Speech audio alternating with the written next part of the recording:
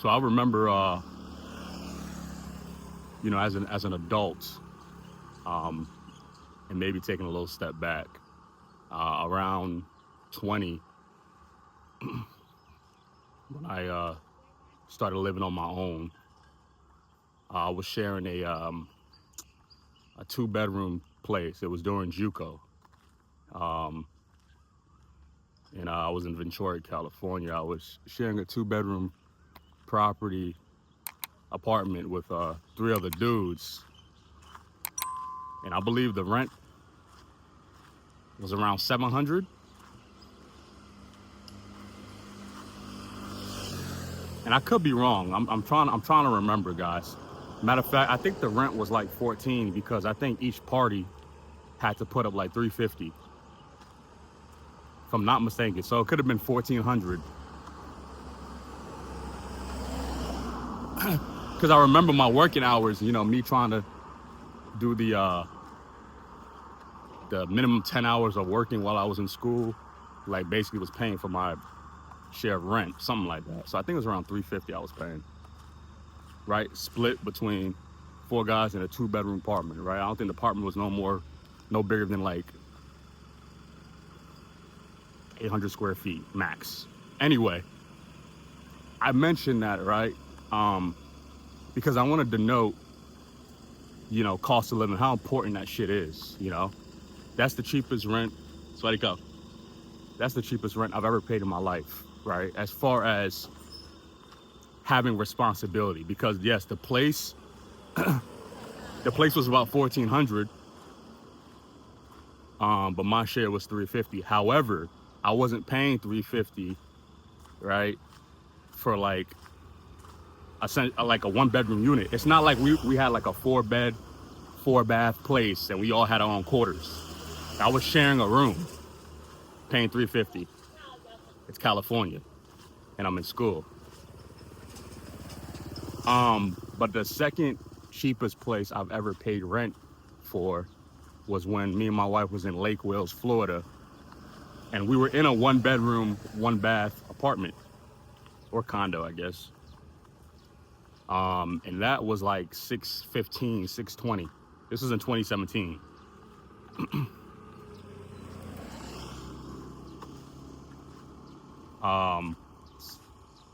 So that was like 600 to 700 square feet max, right?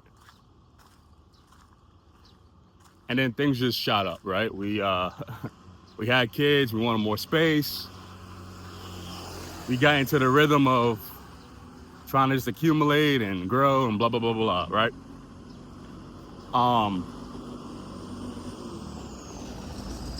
But as far as rent goes, our rent started changing.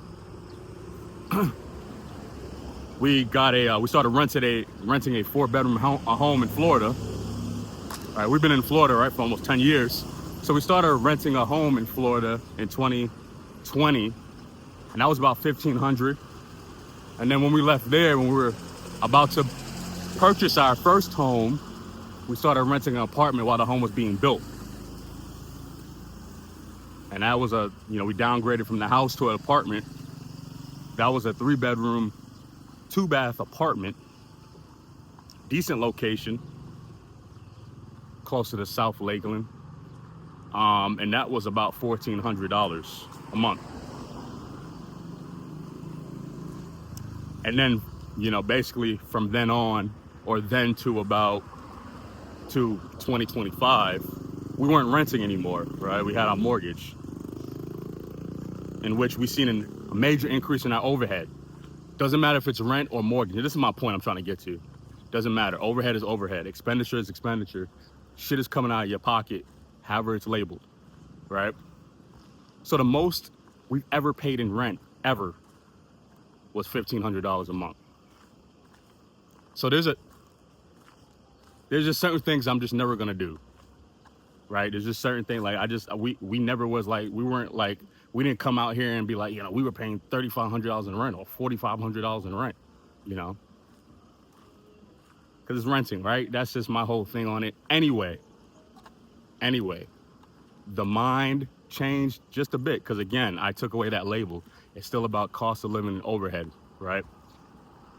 So then the next 4.5 to 5 years, we started paying a mortgage. And obviously our housing costs increased because with the mortgage, you want to live in a nice neighborhood. You got HOA, CDD, and you got some shit called property taxes. You got some shit called insurance. So for the first 3.5 years of owning a property, you know, our overhead was around $2,400 a month. So guys, as you see that, you know, you see how, you know, shit changed up. I went from in 2015 paying my overhead at $350 a month to, you know, 2021, I'm starting to pay about $2,400 a month. Now I got a family, right? You know, it's a little different metrics, but still, you know. And then in 2025, for some reason, we wanted to increase our overhead to about $4,300 a month. And it's like, man, I see where this is going. Now, we would have settled in. If we didn't move out of the States, we would have settled into that home and just been there. But look how just it grows. Cost of living. We only really added 2 kids. And I caught like, even if we didn't get our second house, overhead at $2,400 a month means I always got to make, for comfortability, $10,000 to $12,000 a month. I at minimum, I got to make net. I got a net, so I got to make $150,000 a year until I could pay off this home. If you're talking about comfortability, cost of living, emergency fund, savings and investing, comfortability, you know, for overhead $2,400 a month. So now our overhead increased to $4,300 a month. We got to be touching $200,000 minimum. See how this shit goes? See how this shit goes, guys? So things happen for a reason, right? What triggered our move out here was me losing my job because I was I was growing in this job or growing in this company. So that means I could grow into my personal life as far as matriculating items, getting assets, getting things that appreciate, like real estate. And it's like, this is stupid. I'm like, man, I'm just banking everything off of one thing. And this is dumb. I can't keep moving this way. So when we heard about places like Thailand, Vietnam, the Philippines, where I could essentially still live comfortable, live in decent locations, and pay 60 to 80% less than what I'm paying for housing, I'm like, this is a no-brainer. I'm like, why aren't more people doing this? But it is what it is. So it's crazy. And on top of renting or just housing costs in America, it doesn't even remain the same. And so my mind shifted. This is what I said a little earlier. My mind shifted, guys. It's like, even when you get into a stable location with rent, okay, you don't have to pay much up front like you do with a home. But these rents, you know, rent can increase. Like, it does increase.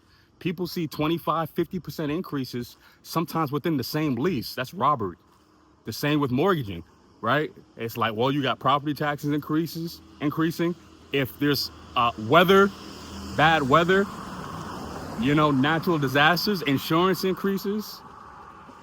If your home appreciates or the market around your property, your location appreciates, right? More people are moving in, well, the fucking taxes are gonna go up, right? Even if your interest is fixed, it doesn't matter. And we're seeing this today. So I'm looking at both things. I'm like, damn. That means I have to keep increasing my income anywhere from 5 to 10% every year to be okay in the States. It doesn't matter if I'm renting or buying. I gotta increase my income 5 to 10% every year to be okay. You know how hard it is to do that? Let me know if that makes sense to you. You know how hard that is to do that? Give you an example. If it's 2026 and I make $100,000, for me to still afford my cost of living in 2036, the same things I'm getting, same exact stuff, that $100,000, that gotta go to about 175K within a 10-year period. It has to, at minimum. for nothing to be taken away. You guys get what I'm saying? So imagine doing it over 20, 30 years. You're entering a job at 25 or 30, making 100K, right? Before retirement, for you to stay afloat, comfortable, save and invest towards your retirement, emergency fund while you're working, and just basic cost of living, right? That 100,000 you started making at 30, it has to go to 300,000 between 50 and 60. It has to, for you to afford the same stuff. It's not even inflation no more. It's just scams. It's just robbery. You guys get what I'm saying? I'm hoping, look, it's math.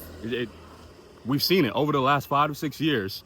We've seen that $100,000 as far as cost of living or expenditure equates to around $130,000, $140,000, you know? We've seen this shit happen in broad day. So I'm like, Lauren, this, you know, I'm like, this doesn't make no sense. I'm not doing this no more. Don't know how other people are doing it. I don't care. I'm not doing it no more. So now we're in a situation where it's like night and day, which is still kind of a surreal thing. It's weird still having to only take out $700 for rent. We're in a 3-bedroom, 2-bath place. Location where I could walk to get massages. I could walk to get my hair cut. We can walk to get food every day. Walk, walk, walk. The street I'm on, I could walk. That means I've limited transportation. And because we're in a country where their currency is reflected off of or is like, it goes like up and down, it changes off of their economy basically, or competitive economies, sometimes our rent can go down, you know? So I'm telling you guys, like, rent increase in America's, housing increase in America is by default. It's just gonna forever happen, you know? So let it go. But over the last 4 to 5 months, our rent here has decreased. You know how crazy that is? Like, it's a wild, I kid you not. Our rent, right? Our rent is 23,000 baht. So when we signed up for this lease in November, 23,000 baht was around $725, which is just absolutely, it's incredible. It's just insane, guys, right? And then you freaking you go to February. I saw it increase as much as 745 to 750. I think it was like 749 in February. The highest I've seen it yet. And I'm like, all right, this is still, it's a no-brainer. Like, it's still amazing, you know? And then it's like, we took a trip to Malaysia and I started seeing it dip. And then it bubbled a little bit. It bubbled a tiny bit back in April. Cause I see this all the time, right? It's just an app, you can Google it. And now it's been bubbling under $700 for a couple weeks. So like, check this out, excuse me. I signed a lease paying $725 a month. In the same lease, 7 to 8 months later, my rent is now $689. So while people are in the States, because I've experienced it, so it's not like I never experienced it, I'm obviously talking to you guys and letting you know why I've done the change. So it's part of the reason why. But people are experiencing dumb increase in the States, while there are people here experiencing a decrease in their rent. A decrease, guys. $689 a month.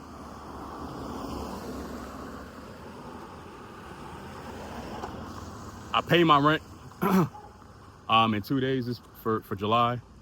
I'm gonna be paying them $689. What place in the States? Tell me, let me know in the comments. This is your first time seeing Black? First, leave a sub, hit a like, and let me know in the comments, what place in the States can you get a 3-bedroom, 2-bath, newly built home, not in the Section 8 area, right? Not partnered like with Section 8 or subsidized through Section 8, excuse me. But like, what place in the States? It's far few to any, you know, that you could pay $700 a month, sub $700 a month for rent for a decent location. Let me know. Educate me. And let me know also, if you could tell me places, let me know where your rent has been the same for the last 2 to 3 years. Let me know that.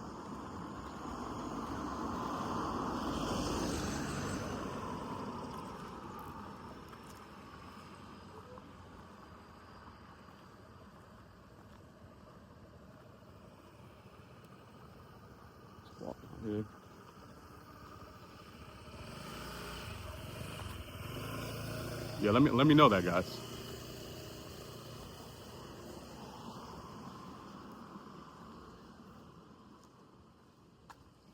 You know, it's incredible. I really, you know, there's only certain people who's gonna really want to experience ultimate change, who really wants positivity. You know, to really make positivity work in your life, there's a lot of shit you gotta be willing to give up. And that's comfort, that's people, that's proximity. You know, there's a lot of shit you gotta give up. If you really care about if you really care to change your own situation, you know? And it's like, dude, like for me, I don't want to work forever. That's for one. Most people do. But then two, it's like even if I'm working forever, it's not like I'm rich. It's not like people who are working forever are rich or like well off or they make all this money and they're having all this savings and they can do whatever they want. You guys can't. I can't. I couldn't.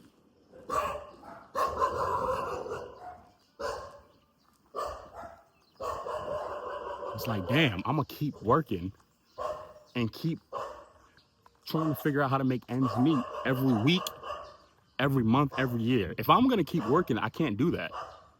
But that's what's happening.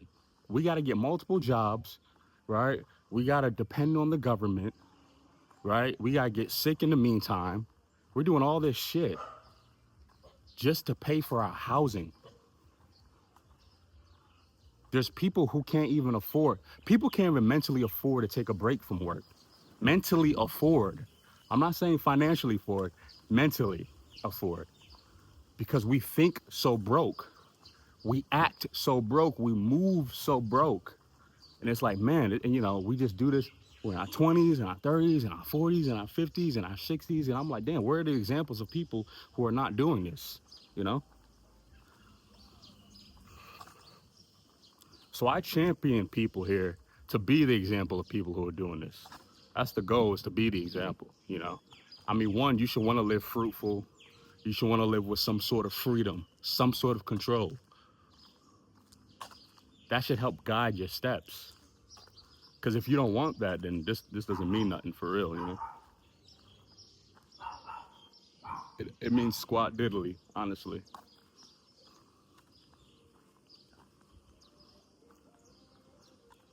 It don't mean nothing, you know?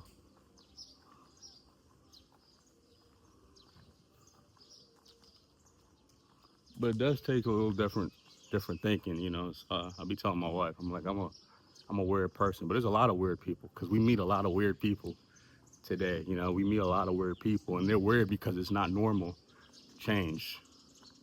It's not normal to grow, you know?